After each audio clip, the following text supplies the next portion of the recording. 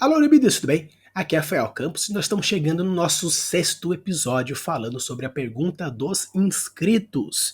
Primeiramente, eu gostaria de agradecer a todos que participaram e sempre vocês estão colocando as perguntas de vocês, sempre vocês estão aparecendo e graças a vocês esse episódio sempre continua. Então, sempre que vocês tiverem suas perguntas, pode deixar na abinha de comunidades, que com isso a gente vai colocando sempre nesse primeiro episódio do mês as suas respostas. Obviamente você pode deixar mais de uma pergunta, que não tem problema, que eu vou tentar responder o máximo possível. Caso seja uma pergunta um pouco mais pessoal, referente a alguma ideia sua ou alguma coisa relacionada à sua criação, eu sugiro você mandar lá no meu Discord, que com isso eu consigo ter um carinho mais especial do que simplesmente falar que eu gostei ou não gostei, seja escrito, seja aqui no vídeo, porque aqui é mais focado para dúvidas de uma maneira mais geral, de construção e etc e tal. Beleza? Então, sem mais delongas, bora lá ver quais são essas perguntas duvidosas e com isso responder as perguntas de vocês. Então sim, bora!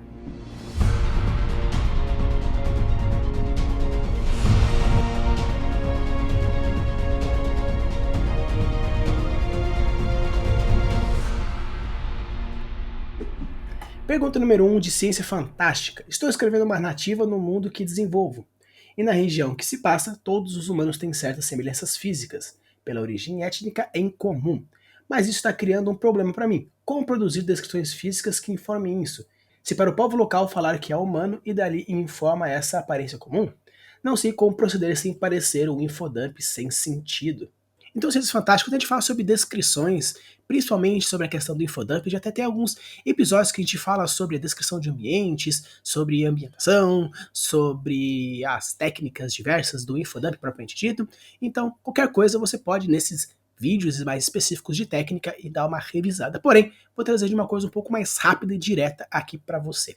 Primeiramente, quando a gente fala sobre a questão de introdução a algo fantástico, seja ela um sci-fizão ou uma fantasia de qualquer outro subgênero que você gostaria de colocar, uma coisa que é importante é o setup, que é a preparação do seu local, a preparação da sua história para os seus leitores propriamente ditos.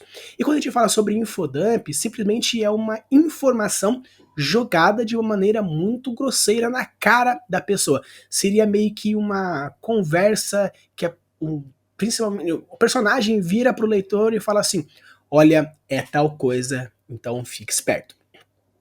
Mas existem algumas formas interessantes, algumas pequenas técnicas que a gente pode ir abordando para dar uma leve diluída no infodump que talvez seja interessante você abordar. Então bora lá ver quais são algumas pequenas técnicas que a gente pode ir abordando para evitar o infodump. O primeiro ponto é você fazer descrição por ponto de vista.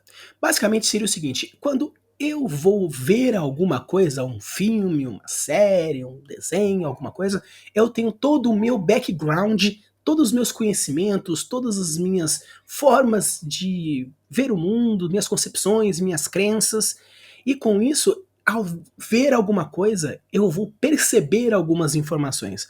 Como eu posso dizer? Se por acaso eu chego e vejo uma criatura X, eu vou descrever essa criatura X pelo meu ponto de vista. Então, se por acaso você tem diversas raças diferentes e você não quer ficar jogando na cara da pessoa, é um humano esse, e esse é um, sei lá, escorpionoide, né, em forma de escorpião, um cetaceoide, não importa, para você não ficar tipo, jogando na cara do leitor, e disse o homem escorpião. Você pode colocar a descrição a partir do ponto de vista do personagem principal que você está colocando. Então, se por acaso o seu personagem principal ele possui um certo tipo de preconceito com seres que têm formatos de partes de insetos, por exemplo, você pode colocar aqui na hora da fala dele, da reação dele, você colocar pequenos detalhes, como por exemplo, a pessoa tem nojo das quelíceras, por exemplo. Então você pode falar assim que o seu personagem principal reagia negativamente quando o outro falava por causa das quelíceras, porque na raça dele era algo incomensurável, porque as pessoas falavam com lábios. Então você já começa a criar uma certa descrição dizendo ele não é humano, eu sou humano, e também começa a aprofundar um pouco na questão da psique, da personalidade do seu personagem principal, porque você vai estar falando que, por exemplo, ele é preconceituoso. Então, quando você coloca pontos de vista dos personagens como uma forma de descrição, ajuda bastante na hora de diluir o seu infodump. Como eu falei, também tem a questão dos preconceitos. Caso você crie personagens preconceituosos ou até mesmo preconceitos sociais diversos, onde o seu personagem em si não tem preconceito, mas a população em si tem, então você pode colocar esses comportamentos e essas reações a partir de uma certa raça e de uma outra raça.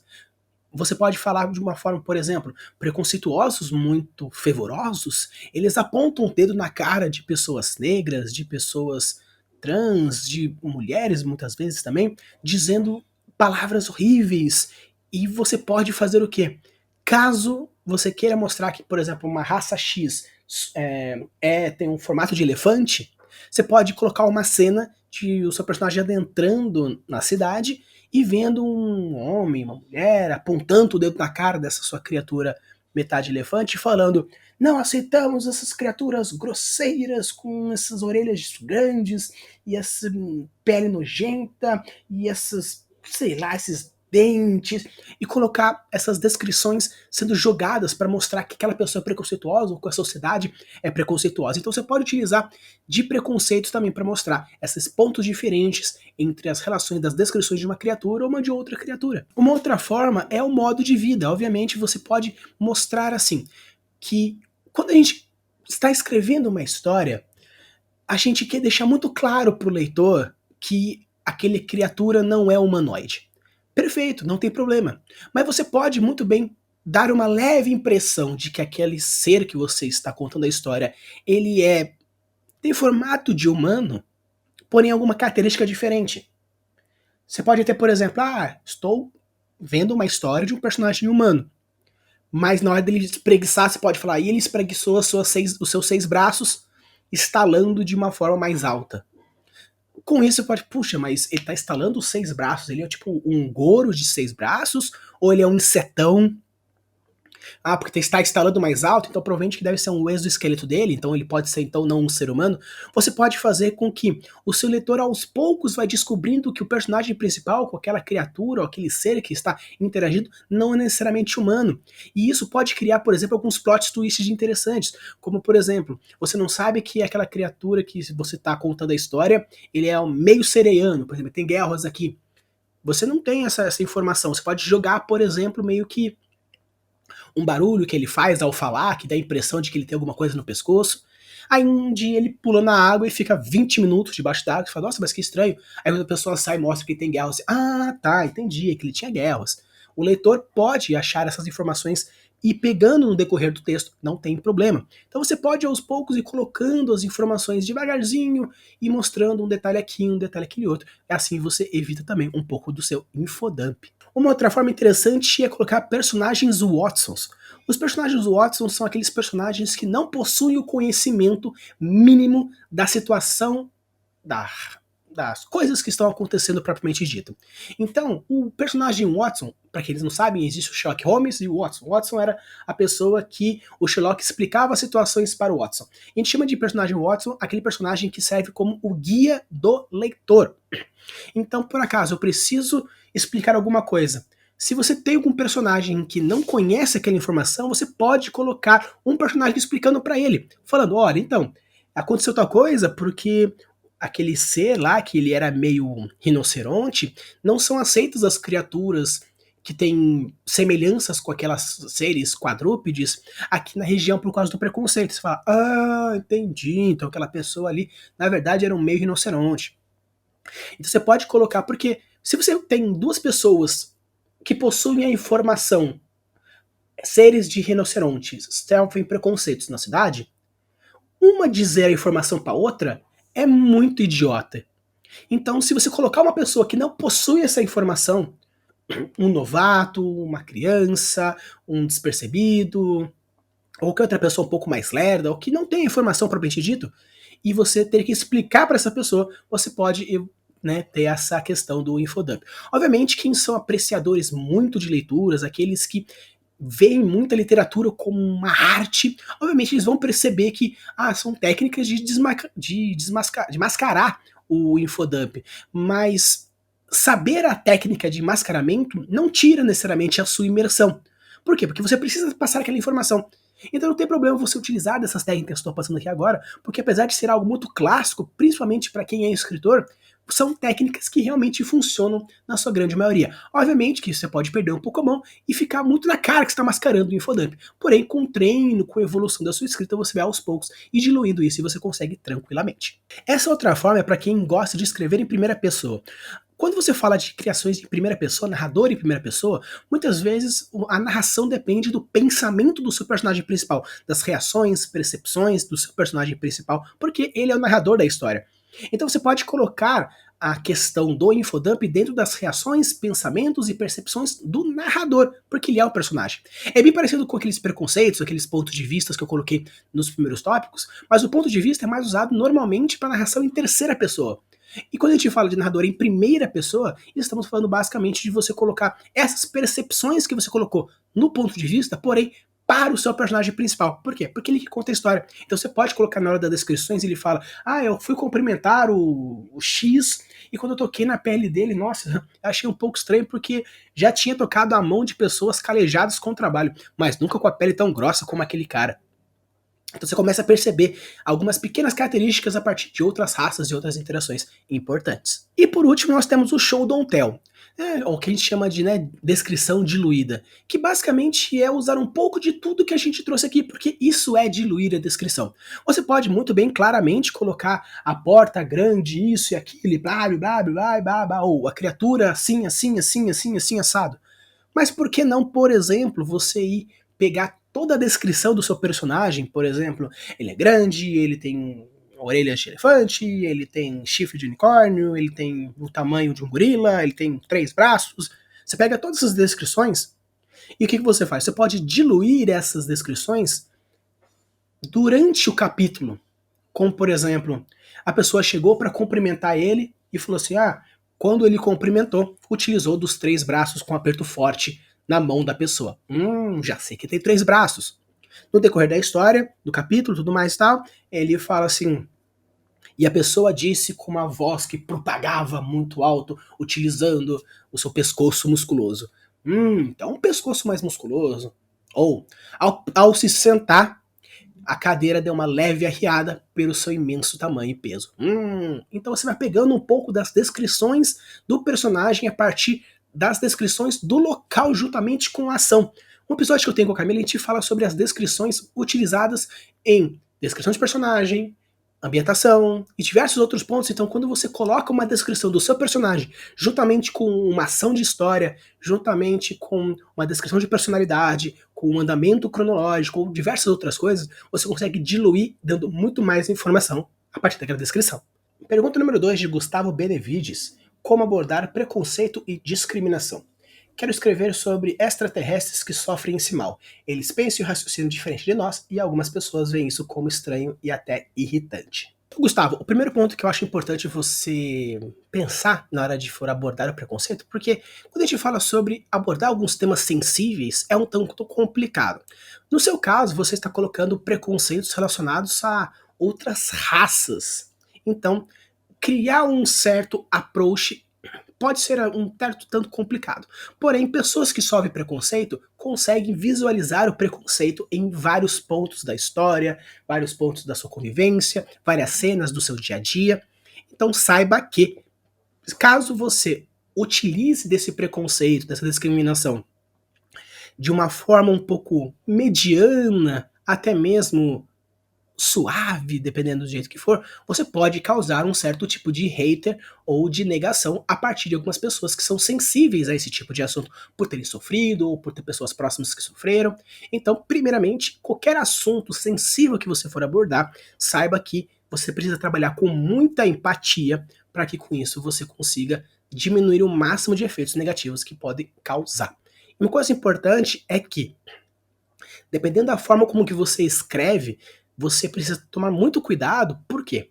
Se você é uma pessoa que tem preconceito com pessoas negras, por exemplo, e você quiser trabalhar esse preconceito dentro da sua história, você fatalmente vai acontecer alguns deslizes e colocar na sua história coisas que são a sua percepção. Caso você não tenha preconceito com pessoas negras, por exemplo, você pode, da mesma forma, colocar no seu texto coisas que podem parecer que sejam as suas opiniões. Então, caso você queira colocar preconceitos ou outros assuntos sensíveis, coloque sempre como, por exemplo, quero criar um personagem preconceituoso. Então coloque o personagem falando, o personagem reagindo, o personagem fazendo. Evite colocar o narrador, caso seja na terceira pessoa. Porque o narrador é meio que a voz do autor. Então, se você coloca pensamentos ruins a partir do autor, dá um pouco a impressão de que essas são as suas opiniões. Mas caso, dependendo do tipo de narrador que você tem, por exemplo, o narrador onisciente consegue pegar os pensamentos dos personagens, você até pode puxar um pouco, porém, tome um pouco cuidado. Quando você for trabalhar assuntos sensíveis, evite colocar a sua opinião como narrador. Caso você queira colocar a sua opinião dentro de algum personagem, aí beleza, porque você pode alegar que é a opinião do personagem, não a opinião sua propriamente dita, beleza? Então, isso aqui é uma forma um pouco geral para a gente trabalhar um pouco de preconceitos e discriminações. Mas, quando a gente fala sobre esses dois assuntos, basicamente, preconceito tem uma ligeira diferença de discriminação. Preconceito, você pode ser uma pessoa preconceituosa, porém você não necessariamente vai causar a discriminação. Preconceitos são julgamentos mentais de pré-conceitos de alguma informação. Então você pode ter preconceitos com alguém, porém não necessariamente colocar muito clara a sua discriminação. Então você pode, quando for colocar preconceitos, você vai reagir. Então, por exemplo, uma pessoa ela tem preconceitos com uma classe social. Só que ela sabe que o preconceito é errado, mas é uma coisa que está dentro dela. Então ela evita a discriminação. Mas quando senta uma pessoa daquela classe do lado dela, ela vai ter reações corpóreas de preconceituosos. Então, colocar reações é algo muito interessante caso você não queira criar discriminações. Caso você queira criar discriminações, você pode colocar realmente as ações, porque a discriminação consiste na ação baseada de segregação a partir do seu preconceito, beleza? Então, quando você for abordar preconceitos, for abordar discriminações nas suas histórias, coloque basicamente o quê? Você vai pegar aquilo que você quer que sofra o preconceito e você vai criar ações e reações em cima daquilo. E você pode avaliar o grau de preconceito, o grau de discriminação, dependendo de cada um deles. Como, por exemplo, eu coloquei essa tabela aqui para a gente ter uma ação que basicamente o que você pode fazer? Você pode colocar os comportamentos das suas criaturas e as etnias diferentes, as raças diferentes, e colocar o comportamento 1 é aceitável, o 2 é desgostoso, o 3 é horroroso. Então você pode ir colocando as diversas informações e com isso você consegue ter mais ou menos qual que é a percepção daquela etnia, daquela raça, a partir daquele comportamento X que você colocou. Então, a etnia 1 acha o comportamento 1 aceitável, o 2 nojento, o 3 indiferente, o 4 admirável. A etnia 2 acha o comportamento 1 odioso, 2 aceitável, 3 nojento, 4 grotesco. A etnia 3 acha o comportamento 1 repugnante, 2 hostil, 3 odioso, 4 aceitável. Então, você pode utilizar de diversas formas e com isso você cria também um arcabouço étnico a partir desses preconceitos. Então, caso você queira, por exemplo, criar dentro de uma sociedade quais são os preconceitos que ela tem, você pode criar juntamente essa tabelinha e com isso você vai ter as conexões. Se você já ouviu falar de Vampiro à Máscara, existe dentro desse livro de RPG a percepção de, por exemplo, os Bruhá. Qual é a opinião dele contra os Tremeres, a partir dos Nosferatus, os La Sombra? Então, existe dentro de cada um dos tipos de vampiros algumas percepções que esses vampiros têm para com os outros. Então você pode utilizar também desse exemplo aqui. Você cria uma tabelona com os comportamentos que você quer que gerem esse preconceito, as formas de pensar que gerem esse preconceito, e coloca quais serão as raças que vão gerar esse preconceito. Ah, essa. Aí você faz uma tabelinha. Caso não, não é uma coisa racial, não é uma coisa ética esse preconceito, é dos personagens. Então coloque o nome dos personagens e com isso você fala, esse personagem tem tal preconceito com um, não tem com outro, e assim por diante. Com isso você consegue ter uma ação melhor. E o mais interessante é que colocando essa tabelinha que eu estou sugerindo aqui para você, você pode utilizar também como arcos de personagem, onde ele começa de uma forma X e termina de uma forma Y, onde ele supera o preconceito, onde ele evolui com pessoa, ele amadurece, ou ele piora a partir de alguma ação de X ou Y. É bem interessante porque você também pode criar arcos de personagens, histórias, plot twists diversos, beleza? Então, pessoal, essas duas primeiras perguntas foram perguntas mais relacionadas à escrita de uma maneira geral, e agora as próximas perguntas são mais voltadas ao world building propriamente dito, beleza? Então, bora lá para a pergunta número 3 de Beth Garcia. Minha pergunta é: de que maneira se pode estabelecer de maneira sólida os conceitos de world building no mundo e na obra de maneira que estejam claras e coerentes, mas permite uma abrangência e um espaço para a introdução de novos conceitos para que serem apresentados sem se chocar ou atrapalhar com o que já foi estabelecido antes? Como, por exemplo, em JoJo Bizarre Adventure, onde o mundo e a lore são vastos e bem estabelecidos, porém possui abrangência permitindo que novos conceitos surjam sem que entre em conflito com os que já foram estabelecidos antes. Então, Beth, uma coisa interessante sobre a sua pergunta especificamente é que existem dois grandes pontos muito importantes quando você fala sobre criação de conceitos e expansão e introdução de novos conceitos. É um pouco complicado, tá? Mas a gente vai abordar um pouquinho de uma forma um pouco mais rápida para você entender mais ou menos como é e como pode ser feito.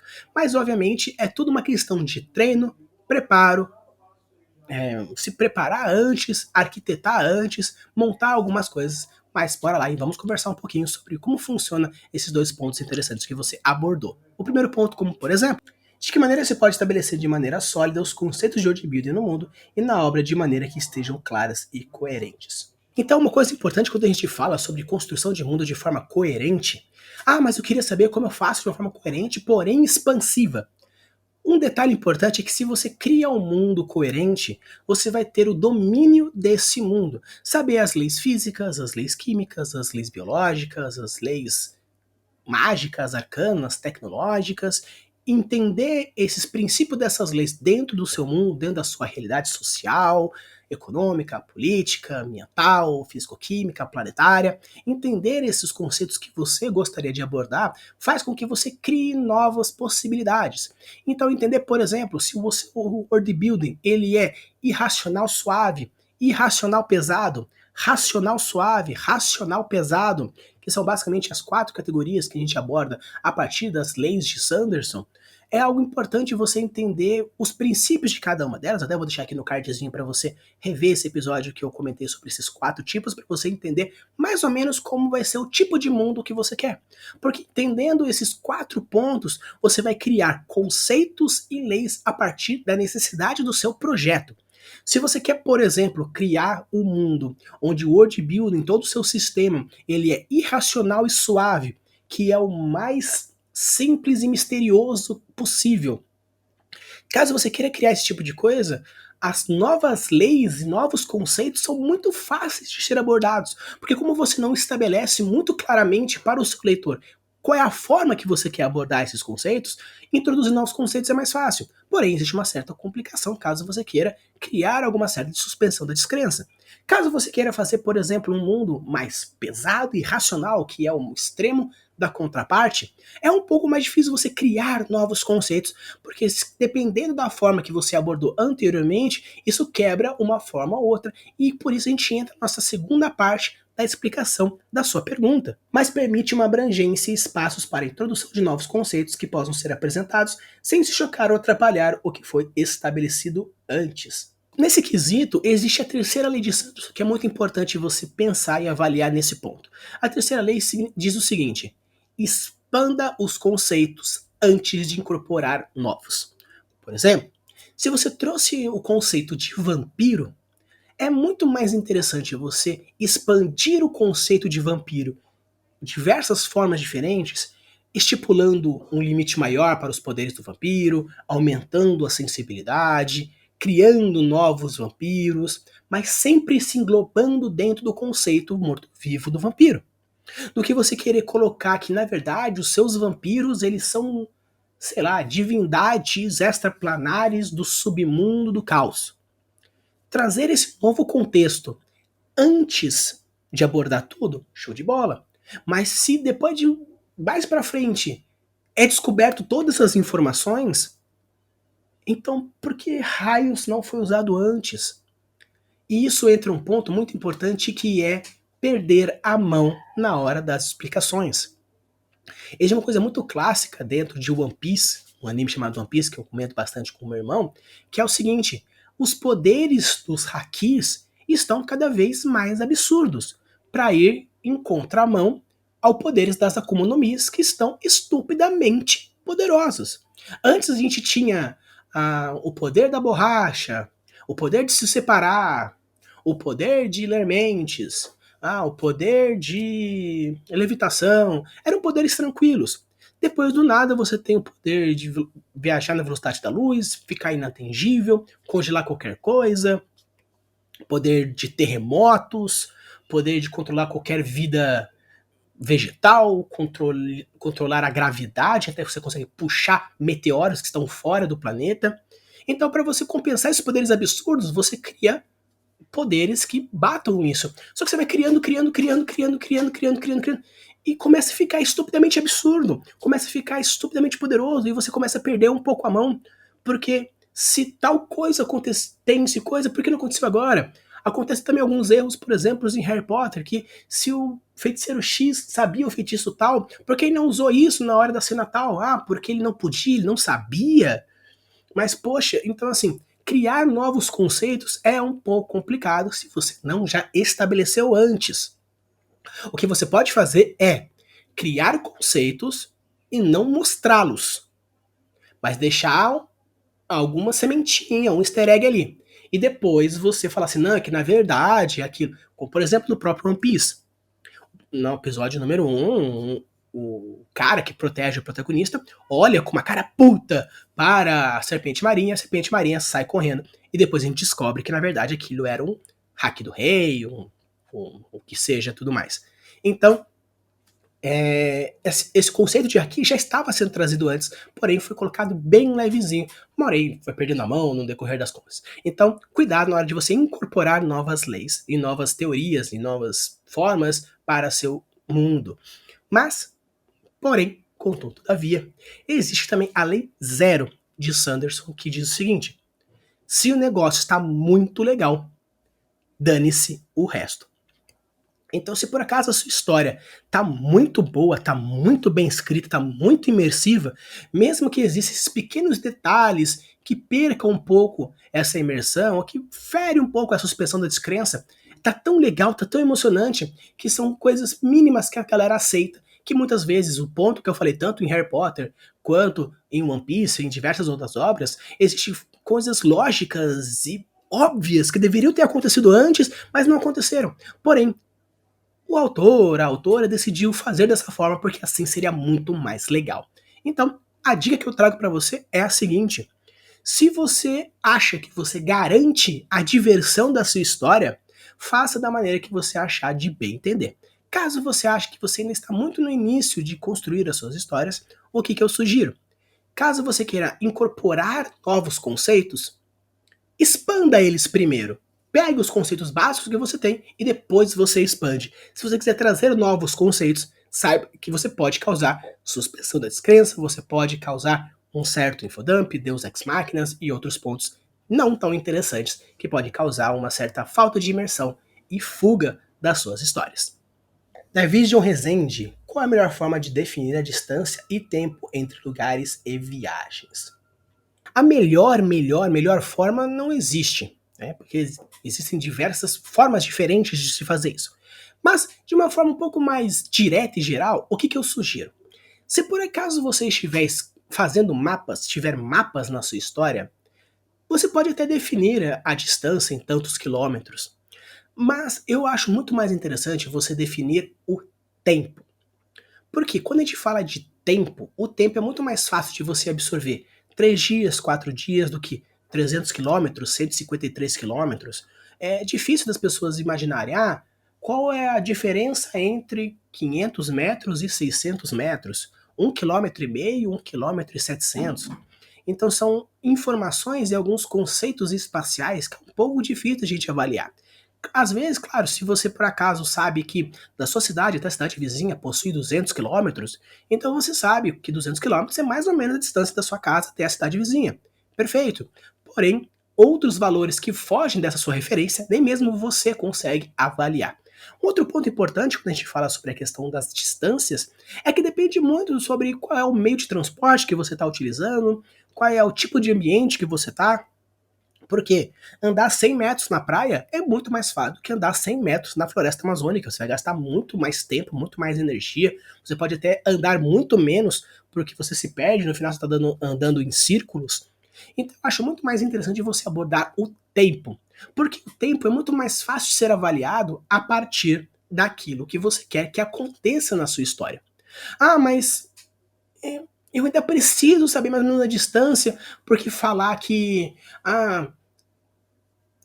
o meu pássaro demorou 2 dias de viagem. Cara, quando a gente fala então de tempo e distância, você pode tirar mais ou menos uma média. Como por exemplo, se você tem usando uma carroça numa terra asfaltada, com pedras e terra e tudo mais, você pode ver mais ou menos a média de uma velocidade do cavalo e falar assim, eu quero que a distância de uma cidade a outra seja 4 dias de viagem. O cavalo andando a tantos quilômetros por hora, beleza, então a distância entre uma cidade e outra é tantos quilômetros. Mas essa informação é muito mais para você, não é para o seu leitor. Obviamente, se você definiu que as pessoas demoram 8 dias para chegar de uma cidade a outra e o seu pássaro demorou 2 horas, ou o seu pássaro é ultrassônico, ou você pecou bastante. Isso acontece bastante em Game of Thrones porque demora dias para sair de uma cidade para outra em Westeros, mas os corvos chegam em poucas horas. Então é um pouco bizarro, são corvos ultrassônicos. Então é um pouco tanto bizarro. Mas de uma dica que eu trago para você para estipular a distância entre um e outro, caso você realmente ache interessante colocar quilometragem, imagine mais ou menos como seria de um ponto a outro. Coloque no Google Maps, por exemplo, eu queria que fosse mais ou menos a distância de uma cidade X até outra cidade, que você tem uma noção de distância. Jogue no Google Maps e veja, de carro quanto seria? A pé quanto seria? Você pode imaginar, se a pé demora, por exemplo, 2 dias, considerando que são 2 dias ininterruptos, mais 8 horas de sono, 3, 4 dias viagem a pé. Show de bola! Então você pode utilizar de algumas ferramentas, como por exemplo o Google Maps, para definir isso. Ou também você pode definir a quantidade de quilômetros que existe um ponto e outro a partir da velocidade média que você gostaria que as pessoas, os seres, caminhassem e fossem, e assim por diante. Só que eu sugiro realmente você avaliar por tempo do que por distância, porque em tempo você consegue calcular eventos também. Demora 4 dias, então vou colocar um evento no primeiro, no terceiro e no quarto. O segundo dia vai passar direto, sem problema, apenas com uma conversa. Então, porque como o tempo é muito mais fácil de você avaliar do que distância, é isso que eu sugiro para você quando for colocar as distâncias e tempos de viagens entre as cidades e localidades. Então, pessoal, vou dar uma paradinha aqui no meio das perguntas para perguntar se você já deixou o like, se você já se inscreveu. Eu tô sempre atrapalhando o vídeo de vocês pedindo like, pedindo inscrição, mas é que eu acho que é muito importante você colocar isso pra gente reforçar o nosso trabalho, reforçar aqui os vídeos. Eu estou agora começando a trazer mais do que 2 vídeos por semana, nós temos terças, sextas, as lives nas quartas-feiras e outros vídeos esporádicos que eu estou colocando aí na surpresa de alguns personagens, algumas reviews, alguns desenhos, alguns outros pontos interessantes. Então se inscreve, deixa o like, porque agora vídeos 2 vezes por semana, lives e outras surpresas, tanto de episódios quanto de novidades que estão por aí, só aqui no Craftando Mundos. Deixaram o like? Já se inscreveram? Show de bola! Então vamos continuar aqui com as perguntas feitas por vocês. Vilões Z. Como fazer níveis de poder? Então, vilões, eu sugiro uma coisa que você deveria pensar antes da gente fazer a questão da sua pergunta. Você pode abordar mais ou menos de 2 pontos, como por exemplo é feito com Yoshihiro Togashi, o criador de Yu Yu Hakusho e Hunter x Hunter, onde ele avalia muito e gosta bastante de colocar níveis de poder nas suas obras, ou você pode fazer algo bem parecido com a pergunta mesmo, mais expandida que você colocou, onde o A vence de B, que vence de C. Você pode fazer mais ou menos como acontece no VGC, né, de Pokémon, que é o videogame Championships de Pokémon, que o fogo tem vantagem contra a grama, grama tem vantagem contra a água tem vantagem contra fogo. Então você pode fazer dessas duas formas, onde o seu sistema mágico tem um poder X, que tem vantagem contra Y, que tem vantagem contra o primeiro. Mas caso você queira fazer mais próximo ao Togashi em Hakusho, que tem as criaturas classe C, classe B, A, S, ou em Hunter x Hunter, que também é mais ou menos feito da mesma forma, porque o Togashi ele gosta de fazer essas classificações, mas ele coloca em níveis de calamidade, por exemplo. Também é parecido bastante em One Punch Man, que tem heróis na classe A, B, C, D, heróis do tipo divinos, classe Deus e papapá. Então, uma coisa importante é que quando você for estipular o seu sistema mágico, caso você queira fazer mais nesse quesito de nível e diferenças de poderes, usar as 3 leis de Sanderson é o ponto mais importante. A primeira é você saber qual é o teu sistema mágico que você quer utilizar, se é racional, irracional, suave, pesado, entender as peculiaridades de cada um deles e assim montar o seu sistema. A segunda lei, que fala sobre as limitações e as vantagens e desvantagens desses seus poderes, desse seu sistema. E o terceiro, que eu também já comentei numa outra pergunta, que fala sobre a expansão de trazer outras formas de pensar antes de novos conceitos. Então, se você for utilizar desse princípio dessas 3 leis, eu acho mais interessante, porque assim você consegue ter uma visão um pouco mais complexa dentro de um poder e do outro. Mas caso você queira fazer mais uma clássico, como acontece em Pokémon VGC, você pode colocar realmente, o poder A vence do B, que vence do C, que vence do D, e assim vira um ciclo como um todo. Só que o mais importante é que existe o fator humano, o fator treino, determinação. Então sempre os guerreiros de fogo vão vencer dos guerreiros de grama. Sempre os guerreiros de grama vão vencer dos guerreiros de água, e os guerreiros de água vão sempre vencer dos guerreiros de fogo. Então, ao invés de ser uma coisa muito fechada, você pode colocar que existem vantagens, que existem atributos, mas que não necessariamente um vencer o outro, porque senão fica muito claro. Se o A usa X e o B usa Y, se o X vence de Y, a vitória está garantida, você já sabe o que vai acontecer. Porém, reviravoltas, plot twists, arcos de personagens é bem interessante, porque existem vários fatores humanos. Em tese, no anime Naruto, o Naruto ele era um merda e ganhou do Neji. Se for pegar nesse ponto, é um gênio que venceu e o negócio é 4. Por quê? Porque tem o fator linhagem, o fator determinação, o fator treino, o fator sorte e vários outros pontos que mudam esse sistema. Então, caso você queira fazer um outro, é algo interessante para ir criando esses diversos níveis e graus de poder a partir das suas vitórias e níveis de poder e sistema mágico. Próxima pergunta é de Reginaldo Ribeiro. No mundo que eu estou criando, existe apenas 5 deuses que são conhecidos por todos os povos. Como craftar uma religião para cada povo? Como criar um sistema sacerdotal e liturgia? A forma de adoração de cada povo para os mesmos deuses e etc. Coisa interessante é que toda vez que o Reginaldo faz uma pergunta, já dá para fazer um vídeo inteiro, porque basicamente seria ensinar a craftar uma religião, né? Então, obviamente, eu não vou explicar todo passo a passo aqui para vocês, porque seria um vídeo gigantesco, mas não se preocupe porque vai vir logo logo um episódio falando mais detalhadamente de como craftar religiões. Mas eu vou trazer aqui uns pontos importantes que você pode ir abordando mais ou menos em tópicos sobre cada um dos pontos importantes para criar a sua religião. Então bora lá. Comunidade. Então, quando a gente fala de comunidade, você tem que pensar mais ou menos quais são os arquétipos, quais são os estereótipos que você gostaria de abordar dentro da sua comunidade. Então, você pode ter por exemplo, as pessoas que estão relacionadas diretamente à religião, você pode fazer uma comunidade que Deus está próximo ao seu dia a dia, então a religião é um pouco mais suave, são uma coisa um pouco mais fervorosa, então as pessoas estão sempre andando com o crucifixo, caso seja dessa forma, ou usam as cores dos deuses. Então, imaginar mais ou menos qual é o perfil, o estereótipo daquela comunidade é algo interessante para começar a criar a sua religião. Reuniões. Quando a gente fala sobre reuniões, é falar mais ou menos como funciona o intermédio que existe entre aquela comunidade propriamente dita em seu resíduo religioso. Por acaso eles encontram dentro do mesmo templo e fazem uma oração, cada um faz na sua casa. Existe, por exemplo, uma época do ano que se juntam, o horário do dia, a oração das 10, a segregação da primavera. Então, fazer mais ou menos como funciona esse perfil aí de conversa entre e como funcionam essas reuniões é algo interessante. Obviamente você pode se inspirar com reuniões católicas, espíritas, evangélicas, budistas, xamânicas, wicca. Então, diversas formas de diferença onde você pode abordar essas reuniões e como fazer. Entra um pouco na questão ritualística, mas de uma forma geral, você pode trabalhar dessa forma, utilizando como fazem essas reuniões, um passo a passo, rapidinho, dependendo dos tipos de dogma que você gostaria de abordar. Representantes e hierarquias. Você pode colocar de uma forma simples, onde existe, por exemplo, o xamânico e o restante.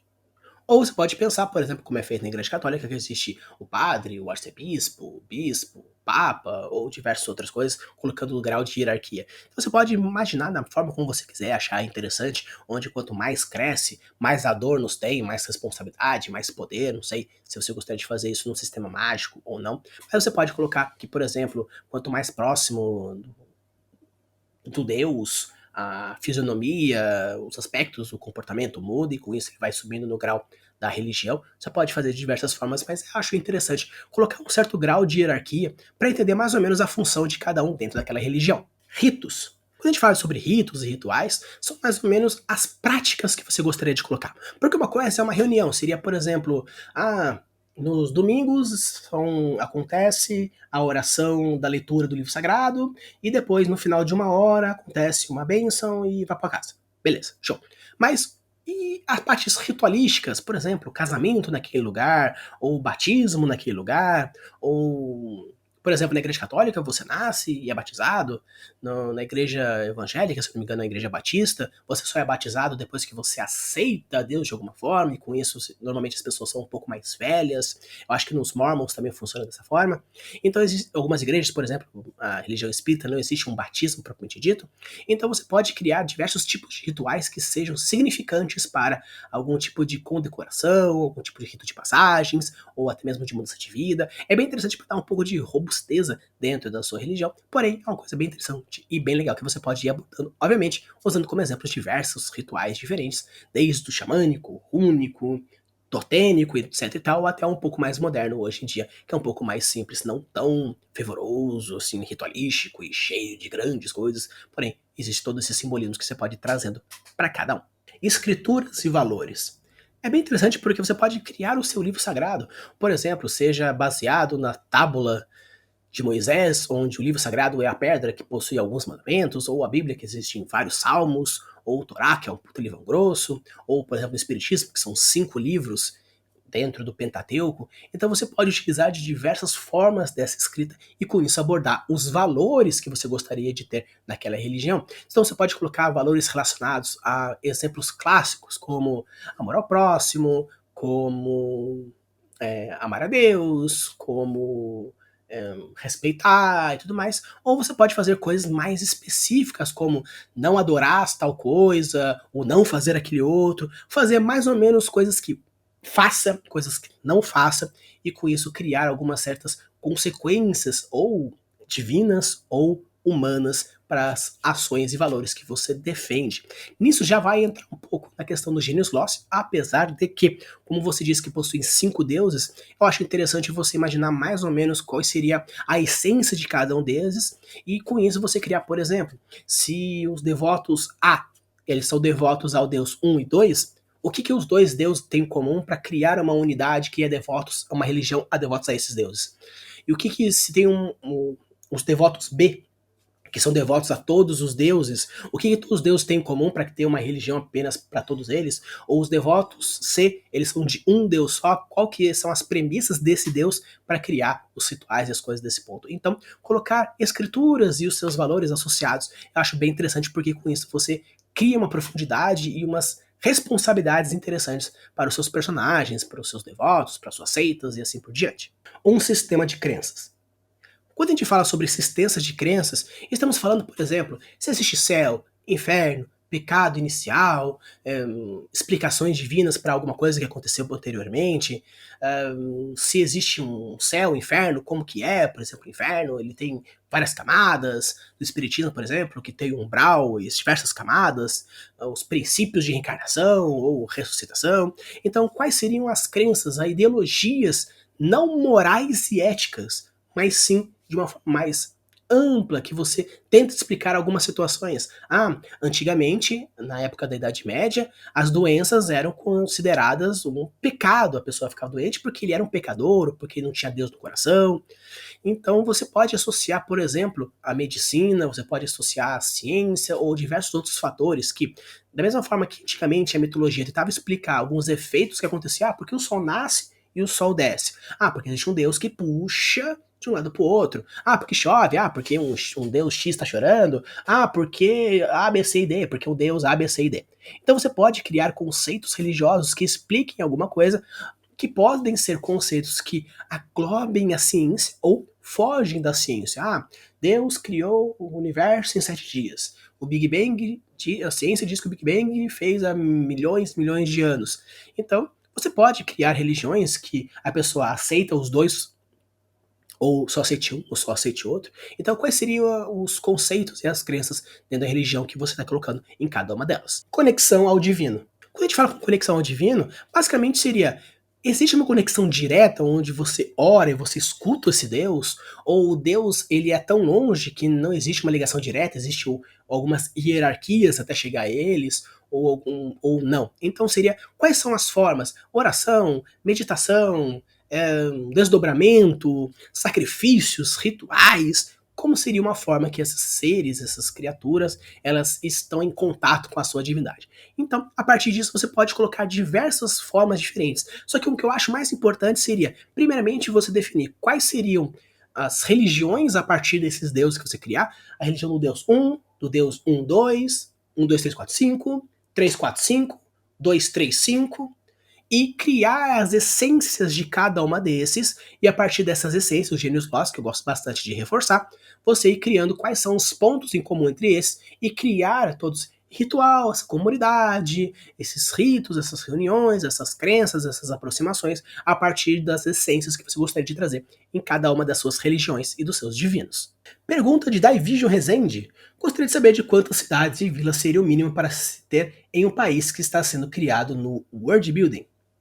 Então, cara, não existe necessariamente uma resposta, porque se você coloca um país, por exemplo, que é do tamanho do Sergipe, você pode ter 4 cidades. Porque é um local que ainda está em expansão, ou não existe um grande nível tecnológico. Ou você pode fazer como, por exemplo, acontece no Japão, que é uma cidade, que é um país bem pequenininho, porém existem diversas cidades aqui e outras cidades aqui são bem espaçadas. Então, tipo, acontece aqui no estado de São Paulo, onde a grande cidade de São Paulo existe a conurbação. Você passa de uma cidade e outra e nem percebe que você mudou, porque não existe uma área rural que separa um ou outro. Em compensação, existem cidades tão afastadas que entre o centro de um e o centro do outro, você não sabe. E parece que você ficou muito tempo, porque a área urbana entre um e outro é bem gigantesco. Então, não existe necessariamente uma resposta para dizer quantas cidades precisam ter. Depende muito do perfil da sua sociedade, do perfil do seu mapa, em diversos pontos. Então, basicamente seria o seguinte: o que eu sugiro para você? Ao invés de você pensar quantas cidades precisa ter no mínimo, seria: crie as suas cidades. Não pense no máximo e no mínimo. Pense, por exemplo, se você tem uma cidade X, que você quer que ela seja produtora de X, a cidade Y, que seja produtora de Y, a cidade Z, que seja produtora de Z, elas são autossuficientes, então elas podem ficar muito bem, obrigado, uma longe da outra, num país inteiro, e crescendo, cria 2 reinos gigantescos. Porém, se um depende do outro, você pode criar outras microcidades que gerem aquele elemento para a cidade X. Cidade X não tem Z, não tem Y. Então pode ser ou uma aproximação dessas cidades Z e Y, ou X podem criar cidades satélites, como aconteceu em Brasília, que eram referentes a manter Brasília e a construir Brasília. Então não necessariamente existe um máximo mínimo, mas o que eu sugiro mesmo: crie suas cidades, vai aos poucos fazendo cada uma delas, e depois crie a relação política, econômica, social entre cada uma delas, porque é muito mais interessante. Se você for imaginar, por exemplo, o Senhor dos Anéis, existem trolhos de cidades entre a capital e os Starks que ficam lá no norte. Mas as cidades são importantes para a trama? Não são, então eles simplesmente passam reto. Para cidades que são importantes, ou por causa de uma rebelião, de uma guerra, de uma doença. Você cria aquela cidade naquele trecho para que aquilo aconteça. E vai colocando um pontinho no seu mapa. E no final você acaba construindo várias cidades ou vilarejos aqui e ali que tem certa importância. Ah, eu vou criar um vilarejo que vai ser a vila dos rúnicos totênicos. Beleza, cria a sua vila. E depois você coloca ela no mapa, mais ou menos, onde você gostaria que ela tivesse entre um ponto e outro. Então, não se foque muito na quantidade, e sim na qualidade. Cria aos poucos as suas cidades e vai expandindo. Por exemplo, eu tenho um livro que eu estou escrevendo, e logo logo espero que ele saia, que a história basicamente passa dentro de uma cidade única. Não necessariamente eu preciso colocar outras cidades, porque a história se passa simplesmente numa cidade só. Obviamente, existem outras cidades, os personagens comentam de outras cidades, porém, não vejo importância de criar outras, porque aquela cidade ela é suficientemente para contar toda a história que eu quero contar. Então, foque nisso. Qual é o projeto? Você quer que os seus personagens andem pelo mundo e com isso conheçam novas cidades, mas todas as cidades são importantes? Por exemplo, eu vou sair daqui da minha cidade de São José dos Campos e vou até São Paulo. E eu vou passar por Santa Isabel, vou passar por Jacareí, vou passar por Arujá. Mas essas cidades são importantes para minha plot, para minha vida? Não, então eu vou passar direto. Elas tecnicamente, inconscientemente, não existem para minha história. Você pode contar, por exemplo, que na descrição da viagem passou pela cidade X, pela cidade Y, pelas placas de bem-vindo. Porém, não necessariamente caso não seja importante. Você pode simplesmente falar assim que depois de 3 dias de viagem, o seu personagem chegou até o destino dele, porque não era relevante o trajeto em si, mas sim o tempo que ele demorou ou por que ele foi. Então não foque muito na quantidade, mas sim na qualidade, e por isso, aos poucos, no final, você vai construir diversas cidades numa região, menorzinhas em outra, a partir das suas necessidades, e assim vai expandindo. E para finalizar, nós temos a pergunta de vilões Z. O que é melhor, criar um universo muito grande ou explorá-lo muito bem, ou até mesmo algo meio intermediário? Cara, não existe melhor forma, tá? Existe várias formas de fazer, existem as formas de fazer. Então, por exemplo, se você for pegar e perguntar pro Brandon Sanderson o que ele acha, ele vai falar assim: construa o seu mundo de uma forma fechada, complexa e com seus detalhamentos, e com isso você vai ter mecanismo suficiente para poder criar as conexões que você precisa dentro do seu world building. Se você perguntar, por exemplo, essa pergunta para Kate Messner, ela vai falar: crie o mínimo que você precisa para começar a contar a sua história e faça com que você crie o seu world building a partir da necessidade dos seus personagens a partir do desenvolvimento da história. Ou seja, se você é uma pessoa um pouco mais pro arquiteto, como eu, você pode criar vários conceitos, várias estruturas, porque isso vai te dando mais liberdade e segurança para aquilo que você está criando. Caso você seja um pouco mais para jardineira, como por exemplo a Camila, ela é uma questão que é mais ou menos mais parecida com a Cat Messner, que ela vai construindo o mínimo para que a história aconteça e dependendo da necessidade ela vai colocando outros elementos. Então existem as vantagens e as desvantagens entre ser um e ser outro. Tem um vídeo aqui que eu fiz com a própria Camila chamado Qual World Builder eu sou, vou deixar aqui no cardzinho para você ver caso você não tenha visto. Então caso você seja uma pessoa mais pro arquiteto como eu, tem algumas vantagens e desvantagens que você pode fazer na partir da sua história. Caso você seja uma pessoa mais jardineira, como por exemplo a Camila é, na questão do world building, existem as vantagens e as desvantagens de ser esse aspecto.